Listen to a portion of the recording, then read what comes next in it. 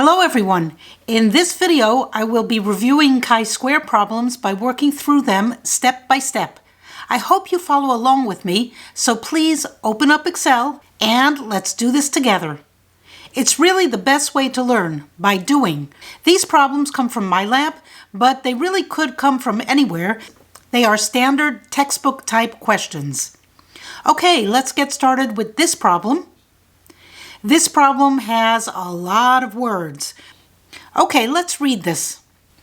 One strategy that may have an impact on employee turnover and engagement is a successful employee recognition program. Surveying small organizations, those with 500 to 2499 employees, and large organizations, those with 10,000 or more employees, a survey organization showed that 326 of the 428 small organizations have employee retention programs as compared to 162 of the 197 large organizations. Complete parts A through C below. So before I do anything, I want to take all this information and create a nice, neat table. So let's open up Excel. And let's start with the first category, which is whether the company has a program or not. So program, yes or no, and then a row for the total. And then for the size of the company, let's just call it small and large rather than use the numbers, and then total. So now I have to take the numbers and put them in the table as frequency counts.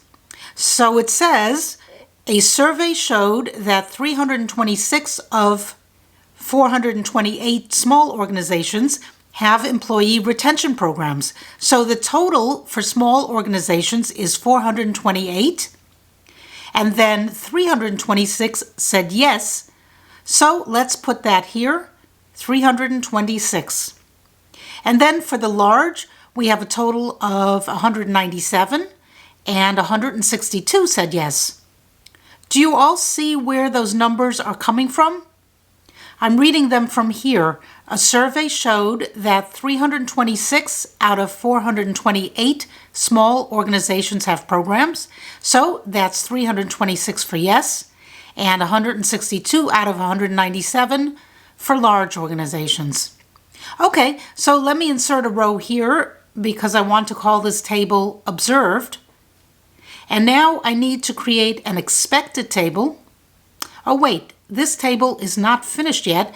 Let's get the total here in this row equal to sum, and then we sum across here and we get 488. And now I need to fill in the no row. So first for the small column, I take 428 and subtract from that minus 326, and I get 102. And then I can drag that across and I get 35. And now for the totals, I can drag that down and I get 137 for the no row. And then the grand total is 625. Great. Now I'm ready to fill in the expected frequencies. I can copy and paste the labels for the rows and then copy and paste the labels for the columns instead of typing them all over again. Okay, so now how do I get these expected frequencies? Let's say I want the expected frequency for row 1, column 1. That's E for expected, subscript 11, row 1, column 1. So how do I get the expected frequency for that cell? It would be the row total of row 1 times the column total in column 1 divided by the grand total, right? And how would I get the expected frequency of row 1, column 2? That would be the row total for row 1 times the column total for column 2 divided by the grand total, right? It's always the row total times the column total over the grand total. And for this problem, I have to do that 4 times since there are 4 cells I need to fill in, not including the totals. So let's put the formulas in the cells equal to row total And since I'm going to drag this across to autofill, let me put dollar signs to make it an absolute cell reference, times the column total, this is the numerator, divided by the grand total, so divided by D5, and let me fix that with dollar signs, and that gives us 334.182, so that's the expected frequency for small and yes. Now, because I fixed the row total, I can drag that across and it will autofill, and I get 153.818 for large and yes. Next, I need to do the row for no, so let's type in the numerator, row total times column total, and then divided by the grand total. And again, I fixed the row total and grand total with dollar signs, so I can drag it across. And we get 93.8176. And because I fixed the cells, I can drag it across, and I get 43.1824. And so now I have all the cells filled in for the expected frequency table. Now, if I sum across the yes row, the top row, the total should be the same in this table as it is for the observed frequency table, and equal to sum across, and I get 488. That's the same total as it should be. And now when I drag it down, it should add up to 137, and it does. Okay, let me do that for the columns.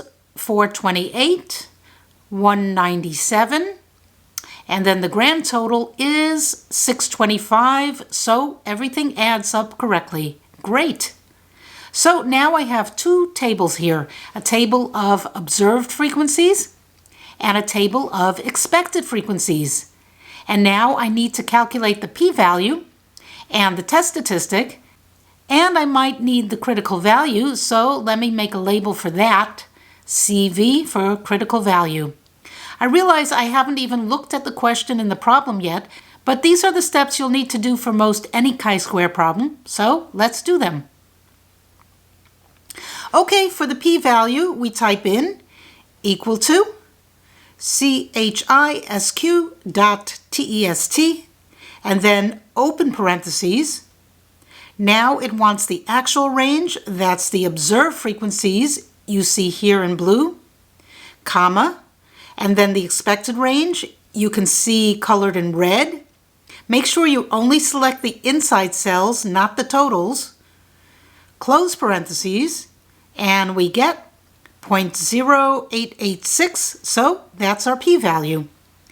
I don't know what the alpha is yet since I didn't read the rest of the problem, but remember, you reject the null if the p-value is less than or equal to alpha. So let's keep that in mind. Now that we have the p-value, we can get the test statistic by typing in equal to CHISQ.INV.RT, and then click on the p-value for the probability, comma, degrees of freedom. Oh, so what is the degrees of freedom for this problem? Well, to calculate degrees of freedom, the formula is R minus 1 times C minus 1. R is the number of rows, and C is the number of columns. So there are 2 rows, 2 minus 1, and there are 2 columns, again, 2 minus 1. So that's 1 times 1, which is 1. So there is 1 degree of freedom in this problem. Let's put that in, 1, and we get 2.89969. That's our chi-square test statistic. And the problem says use a 0.01 level of significance so we can get the critical value. I'm not sure the problem asks for it, but let's do it anyway. Equal to CHISQ.INV.RT. And now, instead of putting in the p-value as we did when we were calculating the test statistic, let's put in alpha, 0.01, and 1 for degrees of freedom, and we get 6.6349. So the critical value for a 0.01 level of significance is 6.6349. Okay, let's go back to the problem, part A. At the 0.01 level of significance, that's alpha, is there evidence of a significant difference between organizations with 500 to 2499 employees, that's what we called small, and organizations with 10,000 or more employees, that's what we called large, with respect to the proportion that have employee recognition programs, and we had yes and no for that. Let group 1 be the organizations with 500 to 2499 employees, and let group 2 be the organizations with 10,000 or more employees. State the null and alternative hypotheses. Okay, so we have 6 choices below. Now remember, the null hypothesis is always the status quo, or the one with the equality, the equal sign. Choice A is actually the only one with an equal sign in the null hypothesis, so that has to be the correct answer. Also, that's what we're testing for if there's evidence of a difference between the two groups. So that would be the alternative hypothesis, that the proportions are different or not equal to. So A has to be the correct answer. Next, calculate the test statistic. We did that. They want you to round to 3 decimal places, so that would be 2.900, right? Right. I don't know if you really need to put in 2 zeros, but since MyLab asks for 3 decimal places, that's what I'm going to give it, 3 decimal places. Determine the critical value. That's also asking for 3 decimal places, so that would be 6.635, and we got it right. All right, now it's asking for a conclusion, so this is a chi-square distribution. Since it's squared values, we only have an upper tail rejection region, and the critical value is 6.635. So that's the cutoff where we would reject the null hypothesis in this red shaded area. That's the rejection region. And then anything less than the critical value is the non-rejection region. Do not reject the null hypothesis. So where does our test statistic fall? In which region? Well, our test statistic is 2.9. So where does 2.9 fall? The test statistic falls in the non-rejection region. So our conclusion is: do not reject the null hypothesis. There is no evidence, or you can say there is insufficient evidence to support the alternative hypothesis that the proportion for one group is not equal to the proportion for the other group. So let's fill that in. Do not reject the null hypothesis. There is insufficient evidence at the 0.01 level of significance. Check the answer. And fantastic. Okay, part B. Find the p-value and interpret its meaning. They want 3 decimal places, so the p-value is 0.0886, so rounded to 3 decimal places, that would be 0.089. Excellent. Now it's asking us to interpret the p-value. So let's understand what the p-value is. Here is approximately where the test statistic falls on the distribution. The test statistic was 2.9, so that would be around here. And the p-value is the area under the distribution to the right of that test statistic. That's the area I shaded here in purple. That area is the p-value. That's 0.089. And this area is above the critical value, which used an alpha of 0.01. So the p-value is greater than our alpha value. Remember, the rule is reject the null hypothesis when the p-value is less than or equal to alpha.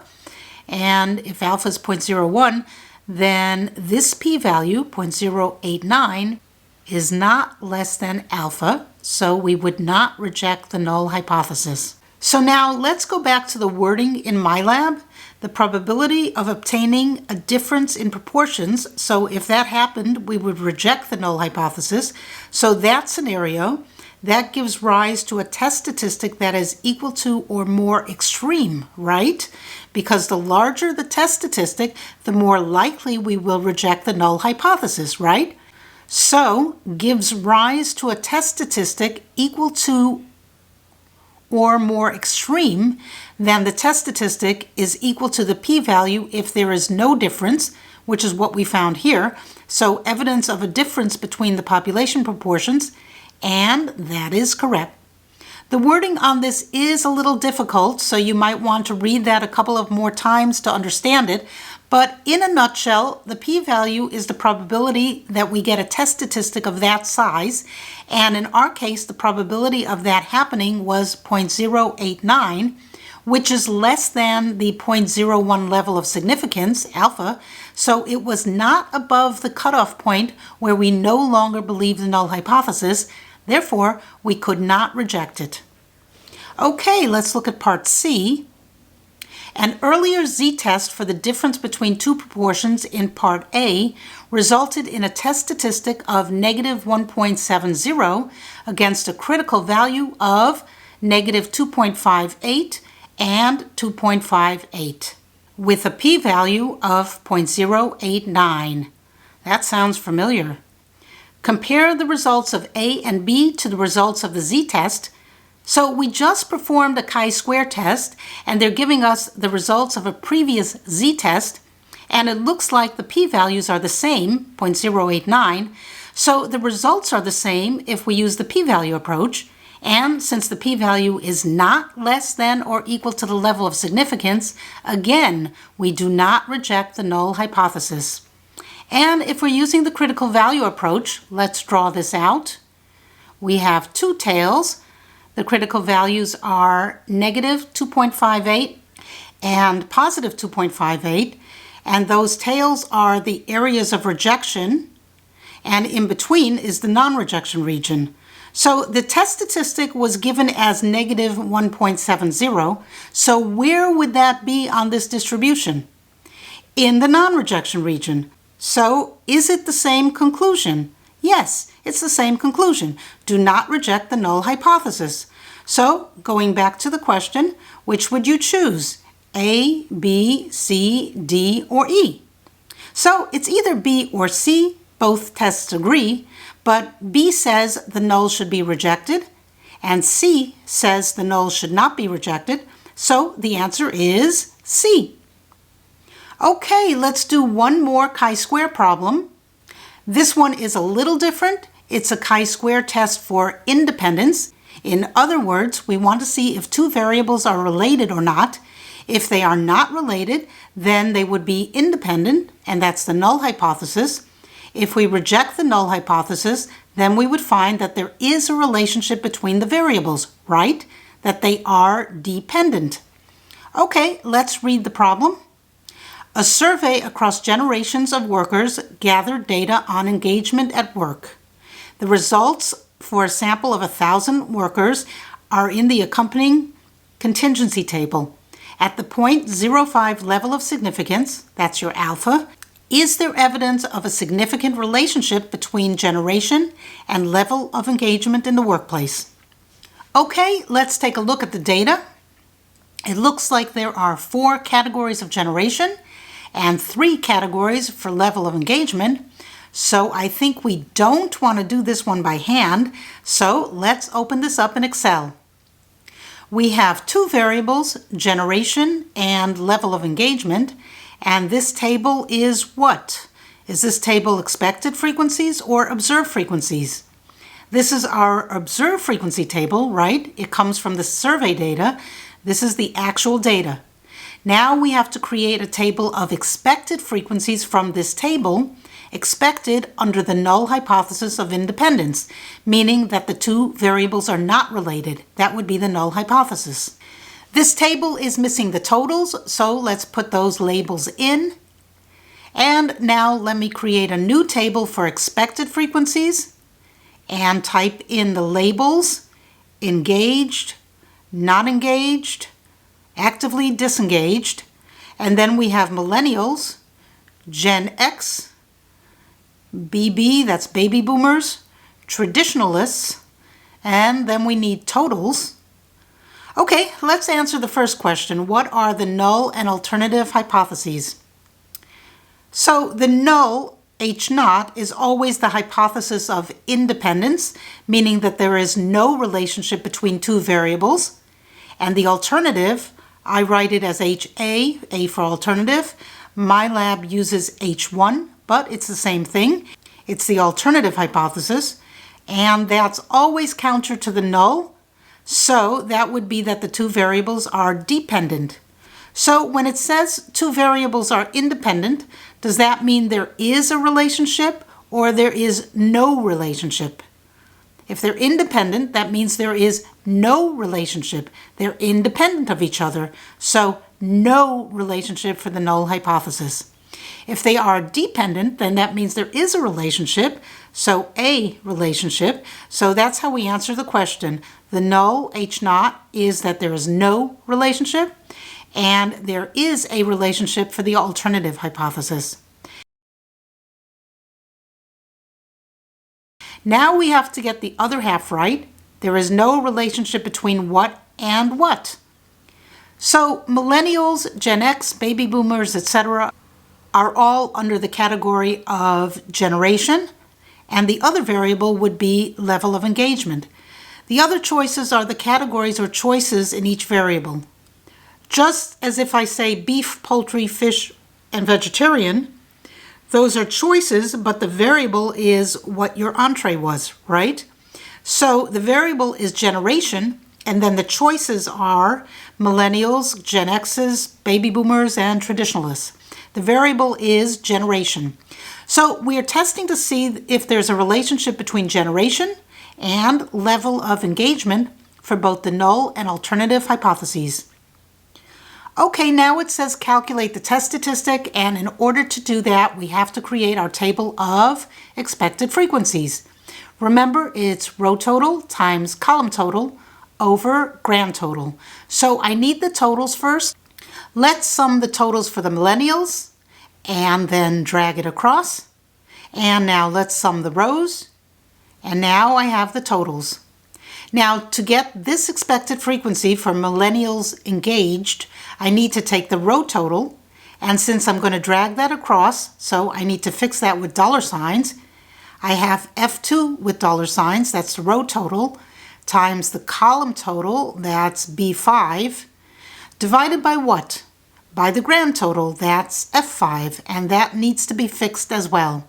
So that's 322 times 352 divided by 1,000, and we get 113.3444, and because I fixed the row total, I can drag it across to autofill.